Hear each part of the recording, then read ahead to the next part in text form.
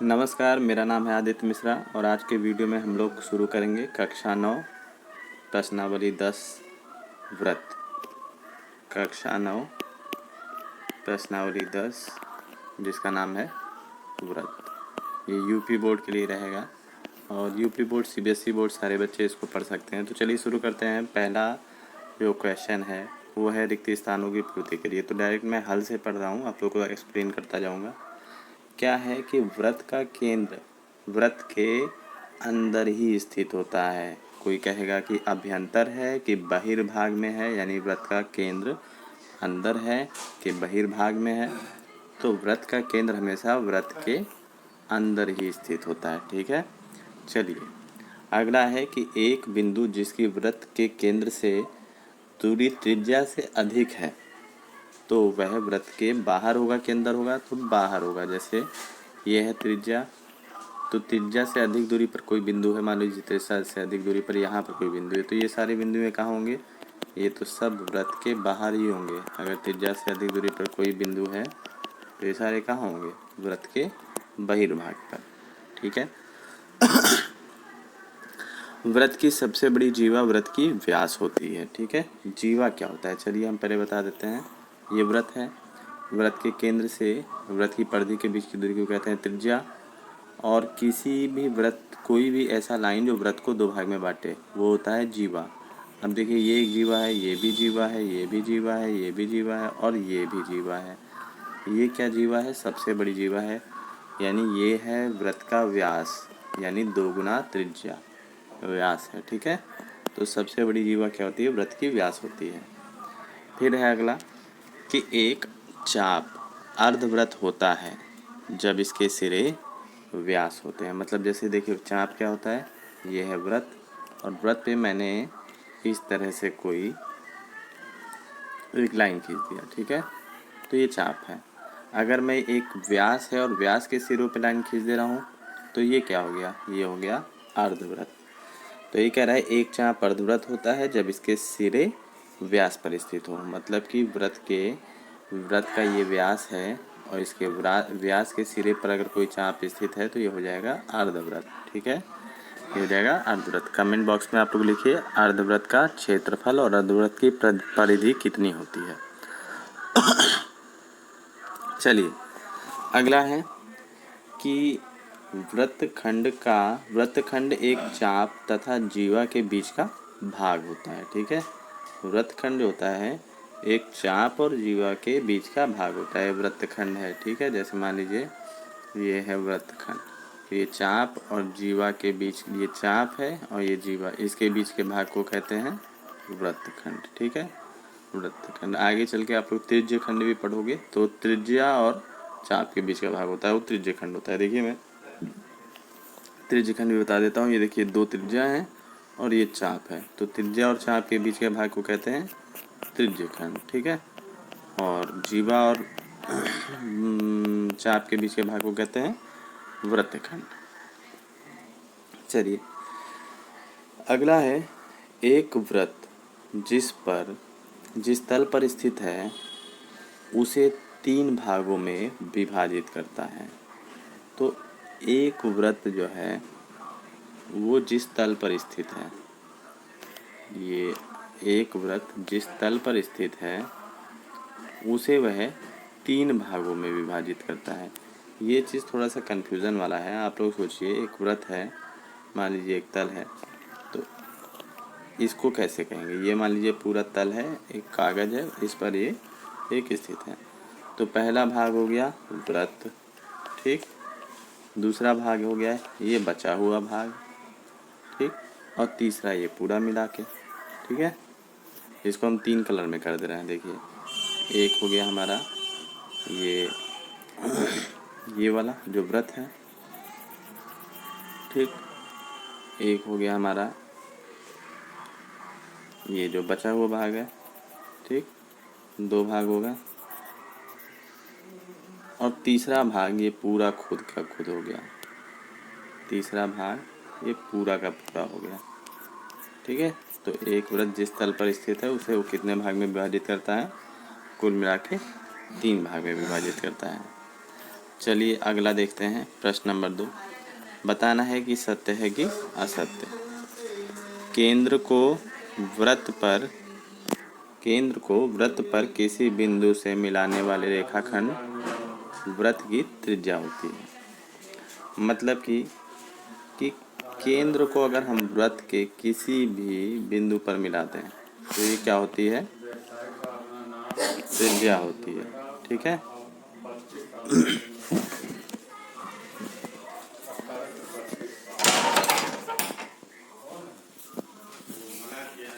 त्रिज्या खंड होती है। तो अगर हम इसको देखें कि ये सही है कि नहीं है, तो आप ये बताइए कि केंद्र को वृत्त पर किसी बिंदु पर मिलाने वाला रेखाखंड, यानी हम यहाँ पर एक वृत्त का केंद्र बना देते हैं और इससे हम कहीं पर भी मिलाएंगे तो ये सारी त्रिज्या ही है, तो ये है सत्य। ठीक है, ये क्या है? सत्य है। दूसरा है कि एक वृत्त में समान लंबाई की परिमित जीवाएं होती हैं। परिमित जीवाएं, देखिए परिमित और अपरिमित क्या होती है? परिमित वो होती है जिसकी गिनती की जा सके, अपरिमित भी है जिसकी गिनती नहीं की जा सके। तो अब इसमें ये कह रहा है कि एक वृत्त में समान लंबाई की परिमित जीवाएं होती हैं। आप बताइए, मैंने ये बना दिया, ठीक, एक मैंने ये 5 सेंटीमीटर का खींच दिया, 5 सेंटीमीटर का और 5 सेंटीमीटर, 5 सेंटीमीटर, 5 सेंटीमीटर, तो कितनी खींच सकता हूँ? अनंत खींच सकता हूँ। आप लोग सोचो यहाँ पर रुक जाऊँगा, मैं कहीं नहीं रुकूँगा। ठीक है, कितना खींच सकता हूँ? अनंत खींच सकता हूँ। तो परिमित नहीं अपरिमित होती है, तो दूसरा वाला असत्य हो गया। क्योंकि जीवा क्या होता है? जीवा होता है जो व्रत को काटे। हम ये खींच दिए, चाहे तो ये खींच दिए, चाहे तो ये खींच दिए, चाहे तो ये खींच दिए, चाहे तो ये खींच दिए, है ना? बस देखते जाइए, तो इस तरह से खींचते जाएंगे तो अपरिमित हो जाएंगे। चलिए अगला है कि, यानी दूसरा वाला हो गया असत्य। तीसरा वाला है यदि एक वृत्त को 3 बराबर चापों में बांट दिया जाए तो प्रत्येक भाग दीर्घ चाप होता है। तो आप इसे कैसे सिद्ध करेंगे कि ये सत्य है कि असत्य है?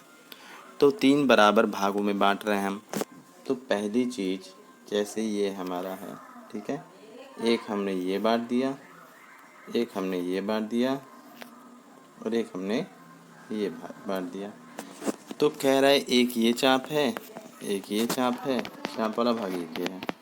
तो क्या प्रत्येक जो है दीर्घ होता है? तो नहीं, ये है असत्य। ठीक है, अब मैं आप लोग को बताता हूँ कि दीर्घ चाप और लघु चाप क्या होता है। देखिए उदाहरण के लिए मैंने एक ये वृत्त बनाया और ये इसमें एक चाप बना दिया, तो ये चाप है लघु चाप और ये चाप है दीर्घ चाप। ये चाप है दीर्घ चाप, ये है लघु चाप। जो छोटा है वो लघु, जो बड़ा है वो दीर्घ। तो ये हो गया आपका असत्य। अगला है इसमें कि वृत्त की जीवा, ठीक है, वृत्त की जीवा जिसकी लंबाई त्रिज्या से दोगुनी है वह वृत्त का व्यास है। तो हाँ, वृत्त की जीवा जिसकी लंबाई जो है दोगुनी है त्रिज्या से, तो वृत्त का व्यास है, सही है। त्रिज्य खंड जीवा व संगत के बीच का क्षेत्रफल होता है। हाँ, मैंने बताया था ना, क्या है? त्रिज्य खंड जीवा व संगत चाप के बीच का क्षेत्रफल होता है, तो नहीं, ठीक है। त्रिज्य खंड जो है त्रिज्या और संगत चाप के बीच का क्षेत्रफल होता है। त्रिज्य खंड त्रिज्या और संगत चाप के बीच का क्षेत्रफल होता है।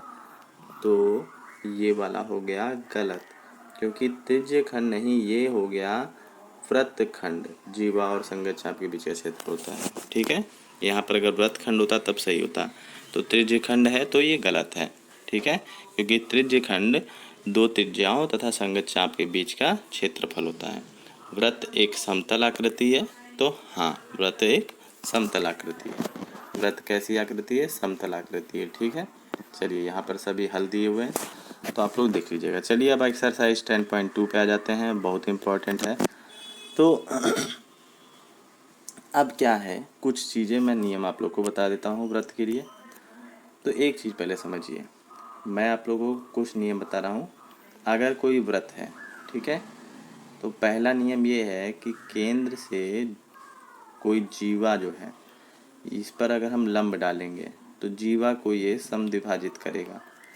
पहला हो गया, केंद्र से जीवा पर डाला गया लंब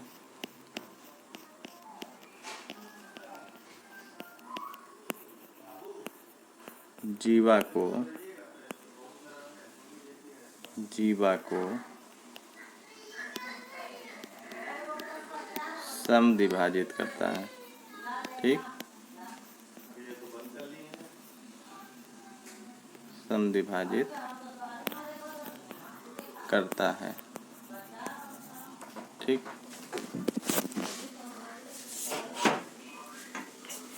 फिर अगला क्या है,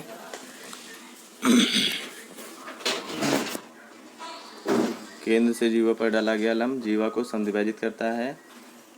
इसी तरह अगला हो जाएगा कि व्रत की सबसे बड़ी जीवा व्यास कहलाती है। व्रत की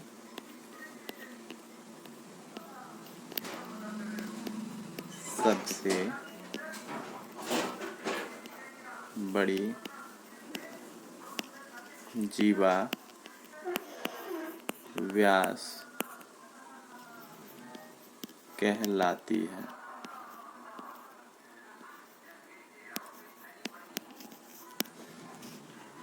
अगला है कि अर्धव्रत में बना कोण समकोण होता है। देखिए, अर्धव्रत में जो हम बनाते हैं त्रिभुज, वो समकोण त्रिभुज होता है और वो समकोण 90 अंश हमेशा व्यास के सामने वाला होता है। तो अर्धव्रत में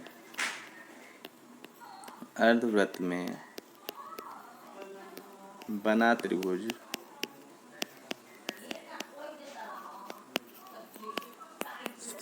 समकोण त्रिभुज होता है।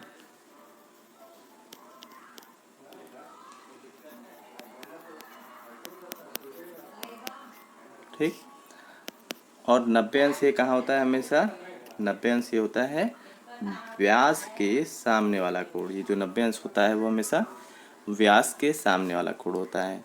ठीक, व्यास के सामने वाला कोण होता है। अगला है बहुत इम्पोर्टेंट, एक ही चाप से या इसको एक ही जीवा कह दीजिए, बने समस्त कोण जो व्रत की परिधि पर टच करते हैं वो आपस में बराबर होते हैं। वो क्या होते हैं, बराबर होते हैं। ये रट लीजिए। तो एक ही चाप से व्रतखंड के कोण आपस में बराबर होते हैं। याद कर लीजिए कि ये टच होना ज़रूरी है। ठीक है, तो ये अगर 30 डिग्री है तो ये भी 30 डिग्री, ये भी 30 डिग्री, ये भी 30 डिग्री, ये भी 30 डिग्री। ठीक है, तो कैसे लिखेंगे, एक ही चाप से व्रतखंड में बने कोण आपस में बराबर होते हैं, बराबर होते हैं। ठीक है, एक ही चाप से व्रतखंड में बने कोण आपस में बराबर होते हैं। फिर एक और है कि केंद्र पर बना कोण एक ही चाप या एक ही जीवा से, केंद्र पर बना कोण परिधि पर बने कोण का 2 गुना होता है। ठीक है, एक ही व्रतखंड में एक ही चाप से